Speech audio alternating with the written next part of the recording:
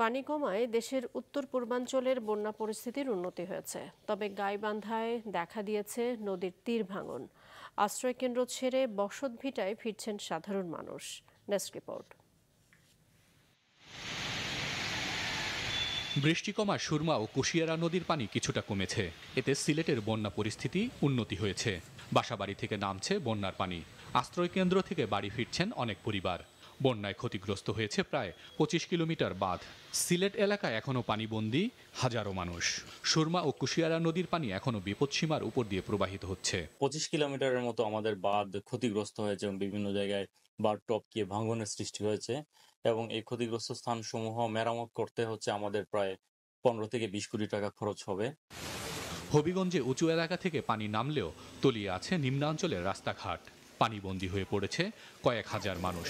আমার গরু তো বুক পানি বাড়ি বাচ্চা ছেলে তো আমরা আশ্রয় মানুষ আশ্রয় বাড়াটি করলো রামগিয়া। আমরা বাড়ি ঘরে বাড়ি আমরা তো বাড়িও নাই, আমি আর বাড়ি থাকি।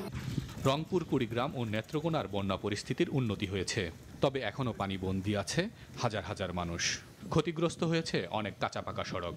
পানি আসেন এখন একটু পানি কমছে, এখন একটু চলাফেরা করা যাইতেছে, আগে তো চলতেই পারছি না। সবচেয়ে সমস্যা হয়েছে বাচ্চাদের নিয়ে গিয়ে, বাচ্চারা যখন সবসময় পানিতে নেমে যায়, বাচ্চাদের অসুখ বিসুখ হয়ে যায়। বন্যায় দুর্গতি খুব, গাড়ি ঘোড়া চলা আমার খুব অসুবিধা হয়েছে, নৌকা চলাচল খুব অসুবিধা। এক হাঁটু পানি সকালবেলা গেছি, আবার এক হাঁটু পানির মধ্যে আবার যাবাছি। ভাঙন রক্ষার্থে আমরা 5000 জি অবস্থা সরবরাহ নিব ঠিকাদারের মাধ্যমে। সেক্ষেত্রে আমরা অধিক ঝুঁকিপূর্ণ এবং গুরুত্বপূর্ণ স্থাপনা বিবেচনা করে এই জি অবস্থা দ্বারা এই বর্ষাকালীন সময়ে আমরা ভাঙন প্রতিরোধের জন্য ব্যবস্থা রেখেছি। গাইবান্ধায় পানি কমার সাথে সাথে দেখা দিয়েছে নদীর তীরের ভাঙন। জিও ব্যাগ ফেলে ভাঙন রোধের চেষ্টা করলেও তা কাজে আসছে না।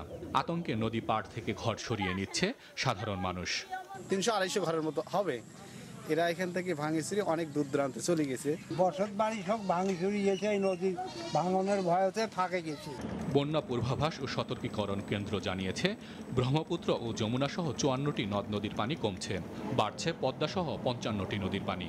3টি নদীর পানি 6টি পয়েন্টে বিপদসীমার উপর দিয়ে প্রবাহিত হচ্ছে। হাসান মেহেদি, মাছরাঙা নিউজ ডেস্ক। সারা দেশে নানা আয়োজনে পালিত হচ্ছে আওয়ামী লীগের 75তম প্রতিষ্ঠাবার্ষিকী। এ উপলক্ষে গোপালগঞ্জের টুঙ্গিপাড়ায় জাতির পিতা শেখ মুজিবুর রহমানের সমাধিতে শ্রদ্ধা জানান আওয়ামী লীগের কেন্দ্রীয় নেতারা। বঙ্গবন্ধু ও তার পরিবারের শহীদ সদস্যদের রুহের মাগফিরাত কামনায় ফাতিহা পাঠ ও বিশেষ মোনাজাত করা হয়। পাবনায় উৎসব মুখর পরিবেশে উদযাপিত হচ্ছে আওয়ামী লীগের প্রতিষ্ঠাবার্ষিকী। দুপুরে দলীয় কার্যালয় থেকে জেলা আওয়ামী লীগের সাধারণ সম্পাদক গোলাম ফারুক প্রিন্সের নেতৃত্বে বের হয় র্যালি। দলীয় কার্যালয়ের সামনে জেলা আওয়ামী লীগের সভাপতি রেজাউল রহিম লালের সভাপতিত্বে অনুষ্ঠিত হয় আলোচনা সভা। সকালে খুলনার হাদিস পার্কের সামনে থেকে একটি শোভাযাত্রা বের হয়। পরে দলীয় কার্যালয়ে কেক কাটা ও আলোচনা সভা অনুষ্ঠিত হয়। এছাড়া বরিশাল, বান্দরবান, খাগড়াছড়ি সহ সারা দেশে পালিত হচ্ছে আওয়ামী লীগের 75তম প্রতিষ্ঠাবার্ষিকী।